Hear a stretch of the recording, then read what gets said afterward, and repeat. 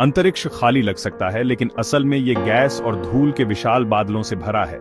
इन बादलों को नेबुला कहते हैं और यहीं तारों का जन्म होता है। सोचिए, एक विशाल ब्रह्मांडीय बादल हमारे सौर मंडल से लाखों गुना बड़ा।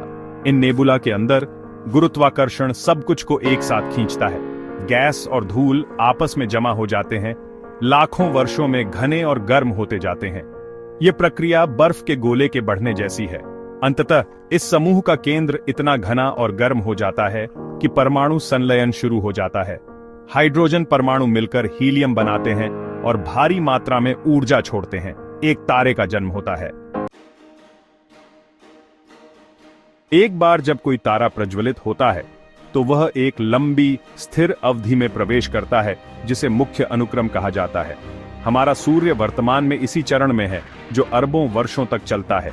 इस चरण के दौरान तारे अपने केंद्र में हाइड्रोजन को हीलियम में बदलते रहते हैं। तारे का आकार और तापमान उसके रंग और चमक को निर्धारित करता है। गर्म तारे नीले सफेद दिखाई देते हैं, जबकि ठंडे तारे लाल दिखाई देते हैं। हमारा सूर्य एक पीला बौना तारा है। एक अलाव की कल्पना कीजिए। एक बड़ा लट्ठा एक छोटी सी टहनी से ज्यादा समय तक जलता है। इसी तरह विशाल तारे ज्यादा चमकते हैं, लेकिन छोटे तारों की तुलना में उनका जीवन काल कम होता है। एक तारे के जीवन चक्र का निर्धारण उसके द्रव्यमान से होता है। अपेक्षाकृत कम द्रव्यमान वाले हमारे सूर्य जैसे तारे विशाल तारों की तुलना में एक अलग रास्ते पर चलेंगे। इसे अलग अलग सड़कों पर चलने वाली दो कारों की तरह समझें।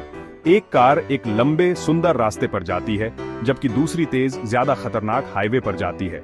कम द्रव्यमान वाले तारे अंततः लाल दानव बन जाएंगे। दूसरी ओर विशाल तारे महादानवों में विकसित होंगे। दोनों रास्ते शानदार अंत की ओर ले जाते हैं। जैसे ही सूर्य जैसे तारे के केंद्र में हाइड्रोजन ईंधन खत्म होता है, वह ठंडा और फैलने लगता है। यह एक विशाल आकार में फैलता है और लाल दानव बन जाता है। एक गुब्बारे के फूलने की कल्पना कीजिए। ऐसा ही कुछ होता है जब एक तारा लाल दानव में बदलता है। बाहरी परतें बाहर की ओर फैलती हैं, ठंडी और लाल होती जाती हैं। लाल दानव वास्तव में विशाल होते हैं। अगर हमारा सूर्य लाल दानव बन गया तो वह बुध, शुक्र और पृथ्वी को भी निगल जाएगा। भाग 5। महादानव, बड़ा जीना, जल्दी मरना। विशाल तारे अपने छोटे साथियों की तुलना में बहुत तेजी से विकसित होते हैं। वे अपने हाइड्रोजन ईंधन को जल्दी से जला देते हैं और फिर अपने कोर में भारी तत्वों का संलयन शुरू कर देते हैं। एक उच्च प्रदर्शन वाली स्पोर्ट्स कार के बारे में सोचो। यह एक नियमित कार की तुलना में तेज दर से ईंधन की खपत करता है। इसी तरह विशाल तारे अपने परमाणु ईंधन को बहुत तेजी से जलाते हैं। यह प्रक्रिया तारे को लाल दानव से भी ज्यादा फैलने का कारण बनती है और यह महादानव बन जाता है। महादानव ब्रह्मांड में सबसे बड़े और सबसे चमकदार तारे हैं। भाग 6। सुपरनोवा, दी ग्रैंड फिनाले। एक महादानव का कोर एक कॉस्मिक प्रेशर कुकर की तरह होता है। यह भारी और भारी तत्वों को फ्यूज करता है जब तक कि यह अंततः लोहा न बना ले। आयरन फ्यूजन ऊर्जा जारी नहीं करता है, इसलिए कोर अपने ही गुरुत्वाकर्षण के नीचे गिर जाता है। एक इमारत के अपने आप ढह जाने की कल्पना करो। यह एक सुपरनोवा के दौरान एक विशाल तारे के कोर के ढहने के समान है। यह पतन एक शॉक वेव को ट्रिगर करता है, जो स्टार को एक टाइटैनिक विस्फोट में अलग कर देता है, जिसे सुपरनोवा कहा जाता है। सुपरनोवा ब्रह्मांड की सबसे ऊर्जावान घटनाओं में से एक है।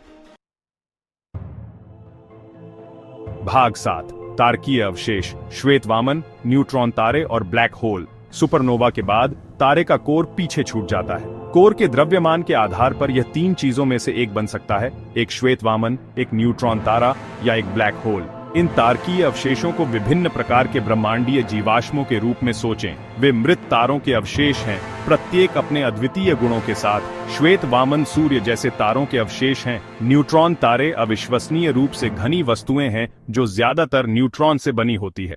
ब्लैक होल स्पेसटाइम के क्षेत्र हैं जहां गुरुत्वाकर्षण इतना मजबूत होता है कि कुछ भी नहीं, यहां तक कि प्रकाश भी नहीं बच सकता। भाग 8। The cosmic dance, the importance of stars. तारे रात के आकाश में सिर्फ खूबसूरत वस्तुएं नहीं हैं, वे ब्रह्मांड के विकास में महत्वपूर्ण भूमिका निभाते हैं। तारे वो कारखाने हैं जो भारी तत्वों का उत्पादन करते हैं, ग्रहों और जीवन के निर्माण खंड। सितारों को ब्रह्मांडीय कीमियागर के रूप में सोचें। परमाणु संलयन के माध्यम से हल्के तत्वों को भारी तत्वों में बदलना। ये तत्व फिर सुपरनोवा विस्फोटों द्वारा पूरे ब्रह्मांड में बिखर जाते हैं। हमारे रक्त में लोहा, हमारी हड्डियों में कैल्शियम, हम जो ऑक्सीजन लेते हैं, ये सभी तत्व अरबों साल पहले तारों के कोर में बने थे। हम सचमुच स्टार चीजों से बने हैं।